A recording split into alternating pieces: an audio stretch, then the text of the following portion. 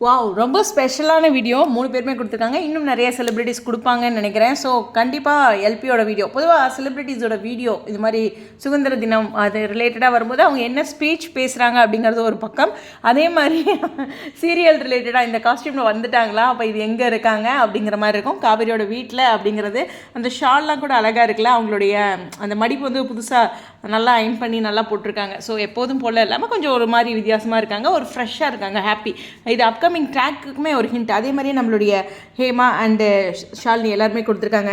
என்னென்னா எது உண்மையான சுதந்திரம் அப்படிங்கிற மாதிரி, அதாவது உண்மையே சொல்லணும் எல்லா இடத்துலையுமே அப்படிங்கிறதான். ஆனால் இப்போ அப்படி சொல்ல முடியுதா? இல்லை, நம்ம மனசில் நிறைய விஷயங்கள் சொல்ல முடியாமல் அப்படியே வச்சுருக்கோம். ஆனால் அதை சரியான இடங்களில் சொன்னோம்னா நிறைய பிரச்சனைகளை தவிர்க்கலாம் அப்படிங்கிற மாதிரி, நிறைய தப்பான விஷயங்களை தவிர்க்கலாம்னு இருக்குது. ஃபார் எக்ஸாம்பிள், நானே ஒரு யூடியூபர் தான், ஆனால் நான் நிறையா விஷயங்களை பற்றி நான் பேசுகிறதே கிடையாது.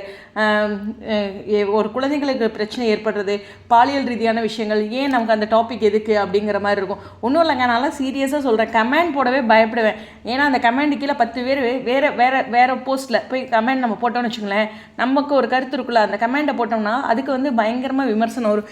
எதுக்கு வம்பனே நான் லைக் அண்ட் கமெண்டே போட மாட்டேன். பார்த்துருக்கீங்களா? ரொம்ப ரேராக இருக்கும். நான் ஒரு நாளைக்கு ஒரு லைக் அண்ட் கமெண்ட் போடுறதே பெருசு.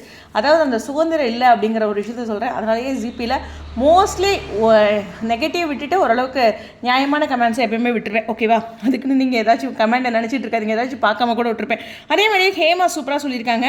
என்னென்னா நம்மளாக இருக்கிறதே ஃபஸ்ட்டு நல்ல சுதந்திரம் தான். அதுக்காக நம்ம வந்து இன்னொருத்தர் நமக்கு தகுந்த மாதிரி சேஞ்ச் பண்ண சொல்கிறது தப்பு அப்படிங்கிற ஒரு விஷயத்த சொல்லியிருக்காங்க. நமக்கு பிடிச்ச விஷயத்த நமக்கு செய்கிறதுக்கு எந்தளவுக்கு உரிமையாக நம்ம பண்ணுறோமோ, அதே மாதிரி நமக்கு பிடிக்காமல் ஒரு விஷயத்தை செய்ய சொன்னாங்கன்னா கூட அதுவும் வேண்டாங்கிறது உரிமையாக சொல்லணும் அப்படிங்கிற மாதிரி சொல்லியிருக்காங்க. ஷாலினியோட அவங்களுடைய கருத்து சுதந்திரத்தை பற்றி அப்படிங்கும்போது, சொசைட்டிக்கு எந்த பாதிப்பும் இல்லாமல் ஒரு விஷயத்தை செய்கிறனாவே அதுவே ஒரு சுதந்திரம் அப்படிங்கிற மாதிரி அவங்களோட வியூவில் சொல்லியிருக்காங்க. ஒவ்வொருத்தருமே ஒவ்வொரு வியூவில் சொல்லியிருக்காங்க. எல்பி சொன்னதும் சூப்பராக இருந்துச்சு. என்ன சொல்கிறதுனா, சமூக அக்கறையோட 3 பேருமே சொல்லியிருக்காங்க. ஹாப்பி தான். என்னை பொறுத்தவரையிலும் சுதந்திரம் அப்படிங்கிறது எல்லா பெண்களுக்குமானது. என்னென்னா, எப்படி வெளியில் வேலை செய்கிறது வந்து ஆண்களும் பெண்களும் பகிர்ந்துக்கிட்டாங்களோ, வீட்டு வேலைகளும் ஆண்களும் பெண்களும் பகிர்ந்துக்கணும். நிறையா பேர் லைஃப்பில் வந்து எவ்வளவோ தோசை சுட்டிருப்பாங்க, எவ்வளவோ டீ குடிச்சிருப்பாங்க. நிமிஷத்துக்கு பெண்களுடைய அந்த கொரோனா டைம்லலாம் ரொம்ப எல்லோரும் சிரமப்பட்டிருப்பாங்க. அட்லீஸ்ட் முடிஞ்ச வரைக்கும் அந்த பெண்களுக்கு சப்போர்ட்டாக இருங்க. உங்களால் முடியலன்னா பெண்களுமே வந்து எனக்கு கொஞ்சம் ஹெல்ப் பண்ணுங்களேன் அப்படின்னு ஒரு ரெக்வஸ்ட் பண்ணி கேட்கலாம் வீட்டில். அதுதான் என்னை பொறுத்தவரையிலும் மனசில் இருக்க விஷயங்களை வெளியில் பேசுகிறது தான் நான் நினைக்கிறேன் சுதந்திரம்ன்ட்டு.